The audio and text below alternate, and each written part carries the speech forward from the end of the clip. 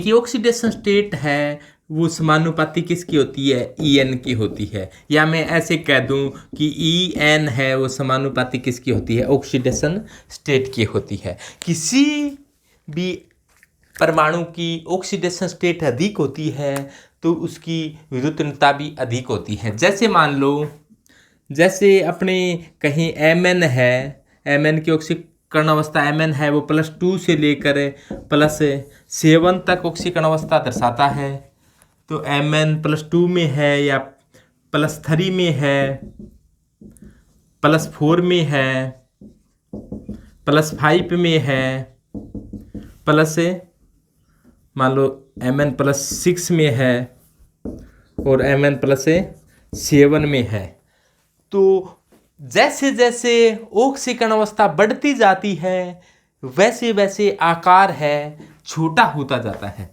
जैसे जैसे ऑक्सीकरण अवस्था, जैसे Mn+2 का आकार बड़ा है, इसका छोटा आकार है। जैसे जैसे ऑक्सीकरण अवस्था बढ़ रही है वैसे वैसे क्या हो गया, आकार छोटा होता जाता है। आकार छोटा हो गया वह जेड इफेक्टिव बढ़ जाता है, क्योंकि जैसे इलेक्ट्रॉन देखो यहाँ पर 7 इलेक्ट्रॉन त्याग दिए, इलेक्ट्रॉन 7 त्यागने पर भी इसमें प्रोटॉनों की संख्या में कोई चेंज नहीं हुआ, यानी कि नाभिक है वो इलेक्ट्रॉनों को आकर्षित ज़्यादा करेगा। अब प्रति इलेक्ट्रॉन नाभिकीय आकर्षण बल बढ़ गया है, तो इधर से इधर जाने पर यानी कि ऑक्सीकरण अवस्था बढ़ने पर जेड इफेक्टिव के मान में वृद्धि हो जाती है। जेड इफेक्टिव के मान में वृद्धि हो जाती है तो En का मान भी काफ़ी बढ़ जाता है। तो धनात्मक ऑक्सीकरण अवस्था बढ़ने पर जेड इफेक्टिव का मान है वो बहुत ज़्यादा हो जाता है और विद्युत ऋणता के मान में भी क्या हो जाती है, वृद्धि हो जाती है। और जहाँ जैसे जैसे इलेक्ट्रॉन त्यागे जाते हैं तो आकार के मान में क्या हो जाती है, कमी हो जाती है। और आकार छोटा होगा तो इलेक्ट्रॉनों को आकर्षित अधिक करेगा। तो परमाणु आकार, तो परमाणु आकार बड़ा परमाणु हो जाएगा तो उसकी विद्युत क्या हो जाएगी, कम हो जाएगी। साइज बढ़ता जाता है तो विद्युत क्या होती जाती है, कम होती जाती है। En समानुपाती 1/साइज। एटॉमिक साइज है वो विद्युत ऋणता की व्युत्क्रमानुपाती होती है। यानी कि अब छोटा होगा तो उसकी इलेक्ट्रॉनों को अपनी ओर आकर्षित करने की क्षमता अधिक होती है, बड़े की कम होती है। तो आज अपने साथ अपनी बेटियां आई हुई है जो राजकीय कन्या महाविद्यालय तारनगर में अध्ययनरत है। तो ये आपको अपने बातें करते हैं, इनसे मिलते हैं। हाँ बेटी, आपको केमिस्ट्री का अध्ययन कैसा लगा और आपको तारनगर के महाविद्यालय की स्टडी कैसी लगी, बताओ। बहुत अच्छी लगी सर। हाँ, बताओ कैसी रही। तारानगर का माहौल पढ़ने के लायक है और हमारे कॉलेज में क्लासें लगातार आती हैं। हाँ बेटा। जी सर, तारानगर में पढ़ाई का माहौल बहुत अच्छा है और हमारे कॉलेज में भी हर सब्जेक्ट की लगातार क्लासें आती हैं। राजेश जी सर बहुत अच्छी तरीके से पढ़ाते हैं केमिस्ट्री, और हमारी जो राजकीय कन्या महाविद्यालय है वहाँ पे भी बहुत अच्छे से क्लासें आती हैं। और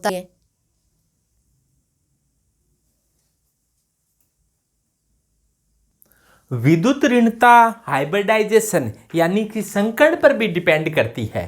संकरण में यदि, हाइब्रिडाइजेशन में यदि एस करैक्टर ज्यादा है,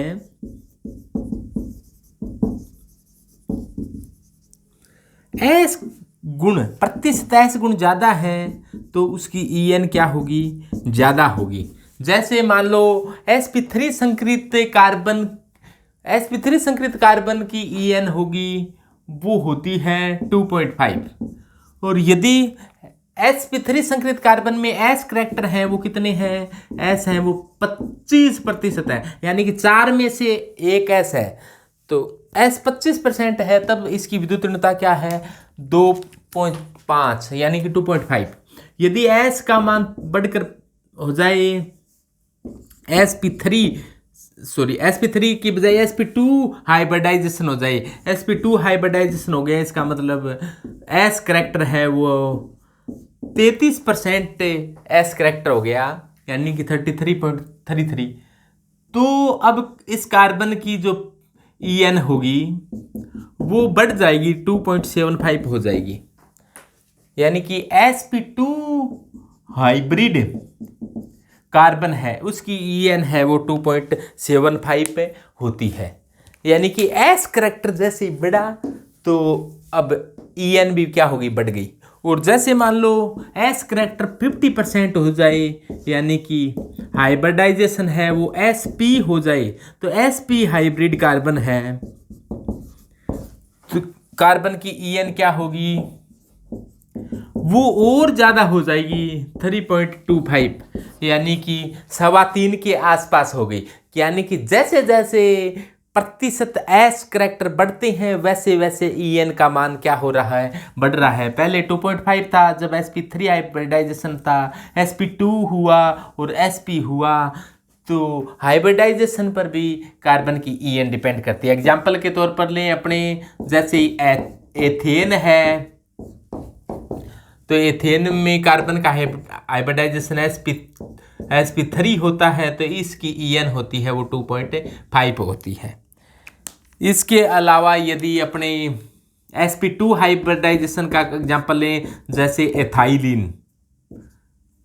एथाइलिन है, कार्बन कार्बन के बीच में डबल बंध है, तो ये sp2 हाइब्रिड है। एथाइलिन कह दो, या यहाँ पर हाइड्रोजन हाइड्रोजन जुड़े हो, या फिर CH3 जुड़े हो, तो ये अब ये एथाइलिन है, इसका यूपीएस नाम एथीन होता है, ये sp2 हाइब्रिड है, तो अब इसकी विद्युत ऋणता होगी वो 2.75 होगी।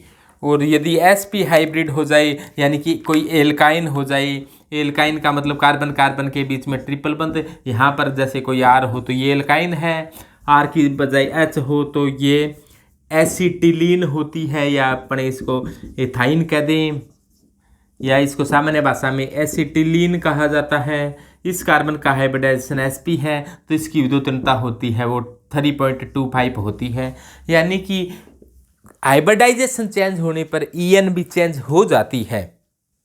अगला प्रभावी नाभिकीय आवेश है, यानी कि जे डिफेक्टिव है, वो भी En पर डिपेंड करता है। यानी कि प्रभावी नाभिकीय आवेश En के क्या होता है, समानुपाती होता है। यानी कि जे डिफेक्टिव बढ़ेगा तो En के मान में भी क्या हो जाएगी, वृद्धि हो जाएगी। क्योंकि ओलरोड रेशो ने एक मापक्रम दिया था कि En बराबर होता है वो 0.744 प्लस 0.359 अपॉन जे डिफेक्टिव अपॉन R की स्क्वायर। ये ओलरोड रेशो मापक्रम होता है। तो इसने बताया कि जे डिफेक्टिव के आधार पर En है वो बता सकते हैं कि यदि 0.744 प्लस 0.359 जे डिफेक्टिव अपॉन R की स्क्वायर, ये R तो क्या है, कोवलेंट रेडियाई है, यानी कि सह संयोजक त्रिज्या है।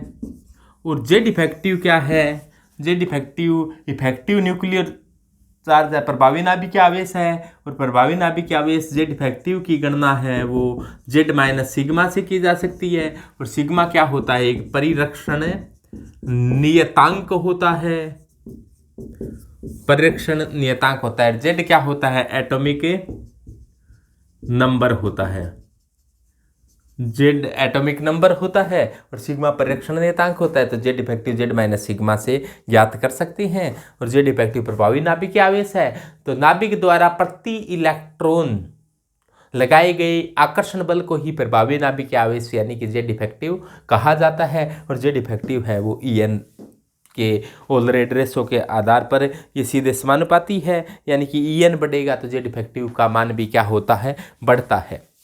या ऐसे कह दें अपने कि जे डिफेक्टिव बढ़ेगा तो En भी क्या होगा, बढ़ेगा। यानी कि जे डिफेक्टिव और En एक दूसरे के डायरेक्टली प्रोपोर्शनल है।